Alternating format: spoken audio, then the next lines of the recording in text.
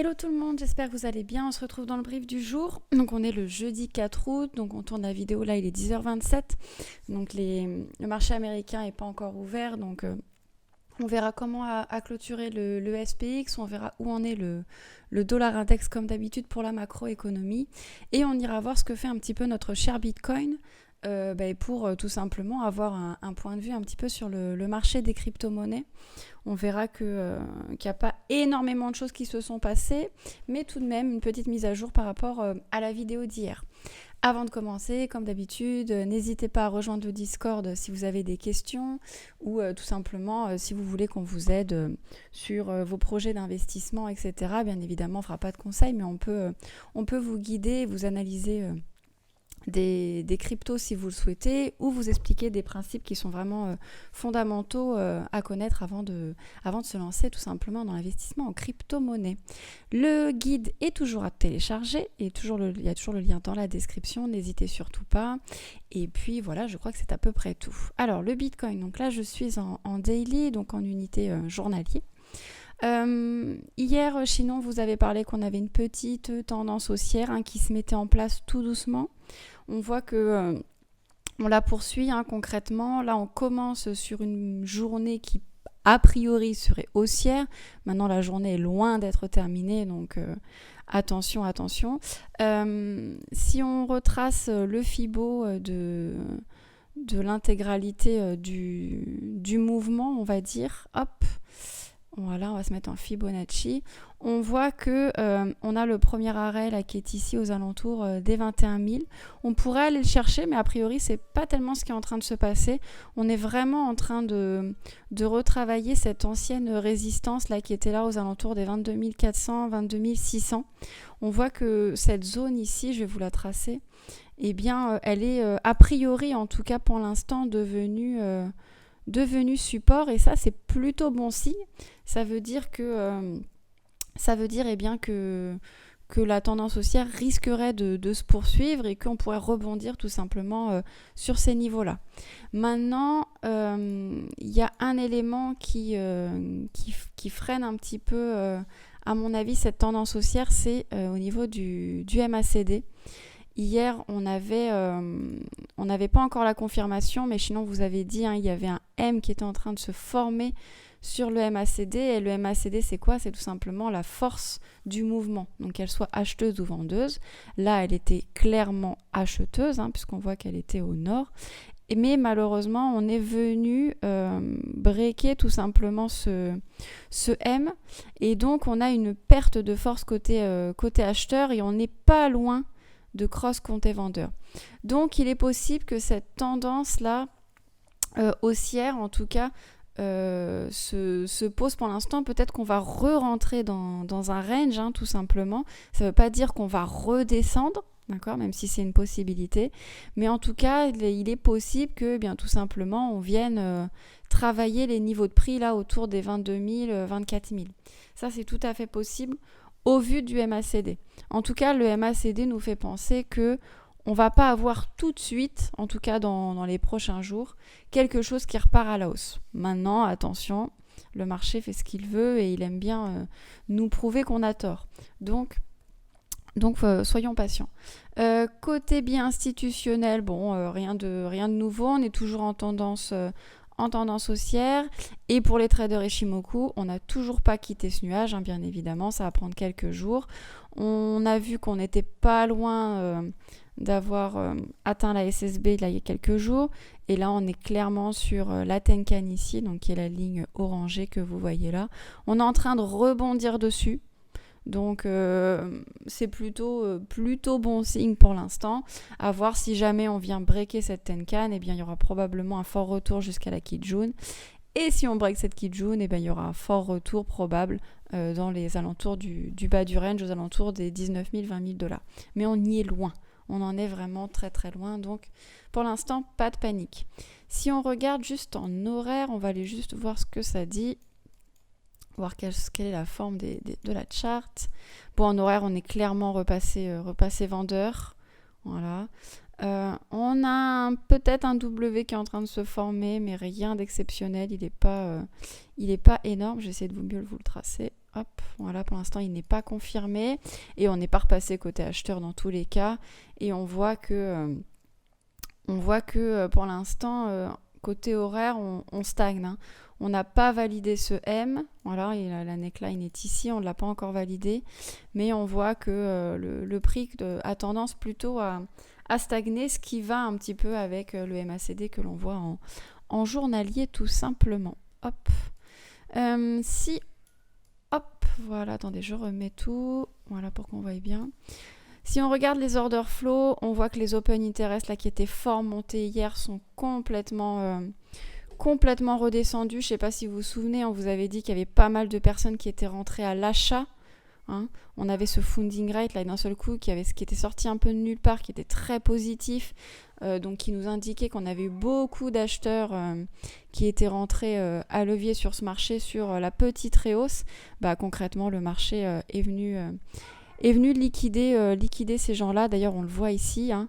Hop, c'est sur cette grosse bougie là qui a eu lieu cette nuit à minuit, hein. Donc, on est venu sortir les acheteurs qui sont rentrés beaucoup trop bullish, hein.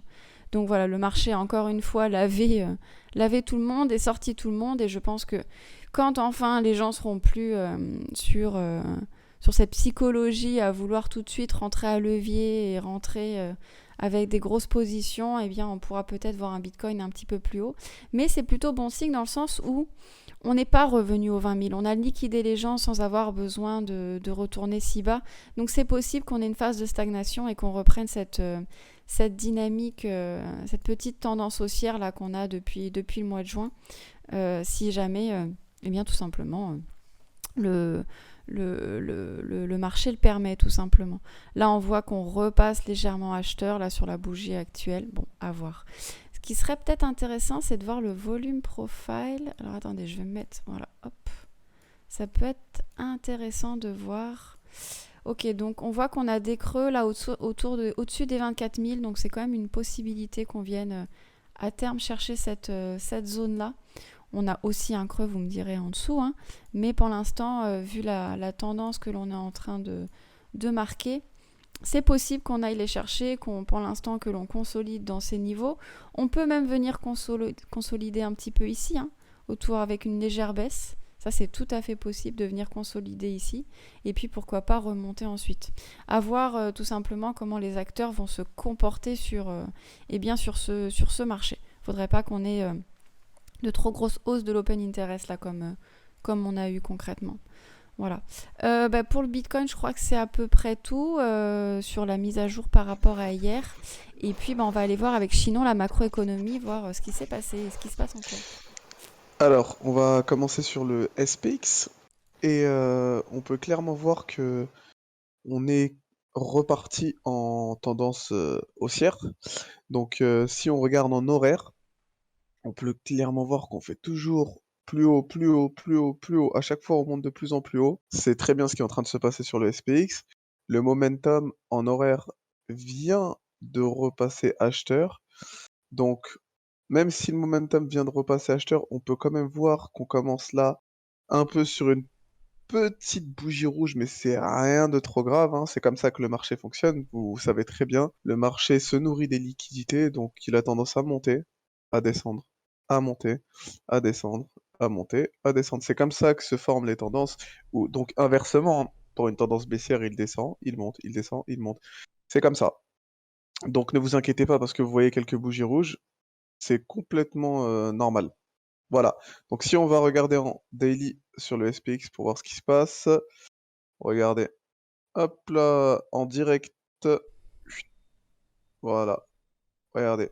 Sur le SPX, la clôture ici est quand même très bonne. On peut le voir. On est très haut. On a fait une bougie extrêmement verte. Le momentum est extrêmement bullish. Haussier, on n'a pas arrêté de faire des W dans des W dans des W ici. La tendance est haussière. Il y a pas, voilà, il y a pas 1000 chemins. Deux chemins, soit baissier, enfin trois chemins, soit baissier, soit haussier, soit range, stagnation. Et là, on est reparti vers le haut. Voilà.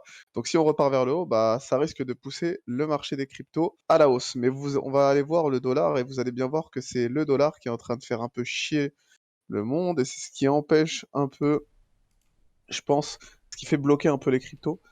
Vous allez voir, hop là, regardez, là, sur le dollar, en daily, regardez, on est reparti. Bon, là, il y a une bougie rouge qui s'est formée, mais si on regarde en, enfin, hier, ou non, avant-hier, excusez-moi, on a fait une grosse bougie verte, et c'est cette bougie verte en question qui nous a emmerdé au niveau du Bitcoin. C'est ça qui a fait passer le Bitcoin de 24 000 et quelques à 22 800. Voilà, c'est cette bougie verte-là, là, qui est venue nous emmerder. C'est pas très grave, comme je vous l'ai dit, hein.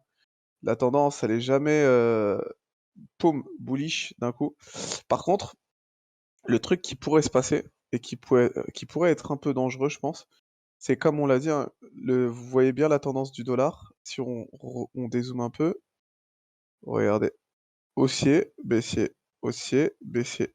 Donc le truc un peu dangereux qui pourrait se passer, c'est prochaine tendance haussière du dollar. Et c'est ce qui, je pense, pourrait vraiment, vraiment, vraiment emmerder le marché des cryptos et le marché à risque.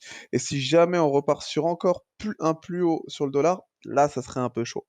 Là, ça serait la merde pour les cryptos et là, on annulerait peut-être l'idée d'un rallye d'été.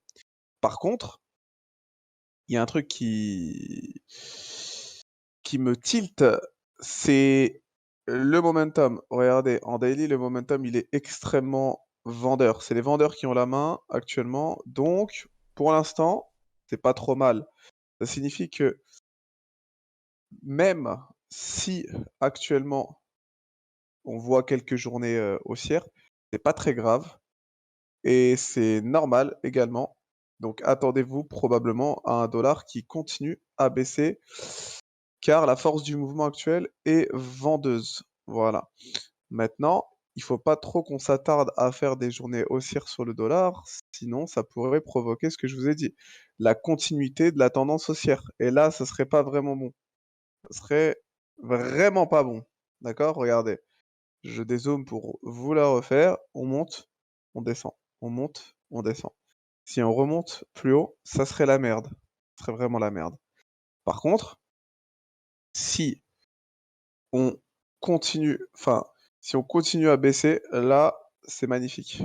C'est vraiment magnifique ce qui pourrait se passer.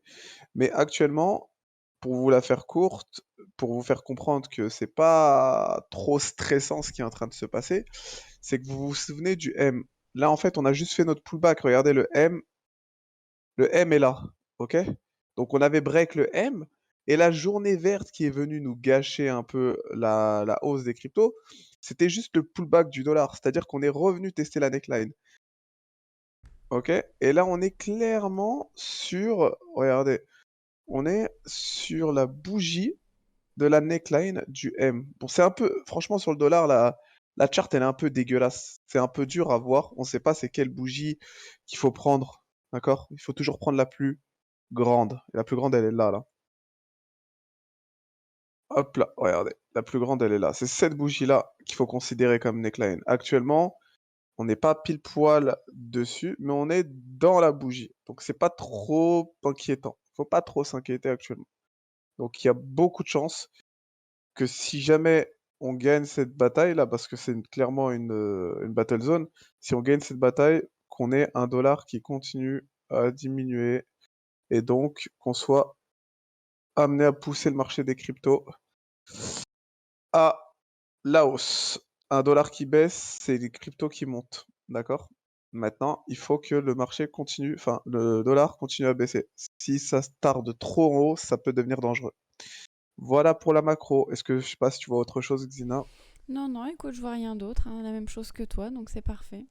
Eh bien, j'espère que la vidéo, comme d'habitude, vous aura aiguillé, que vous aurez pu comprendre tous les principes. On essaye de toujours de faire simple pour vous qui débutez sur le marché des cryptos. Et sur ce, on vous dit à demain pour une nouvelle journée et une nouvelle analyse. Ciao, ciao!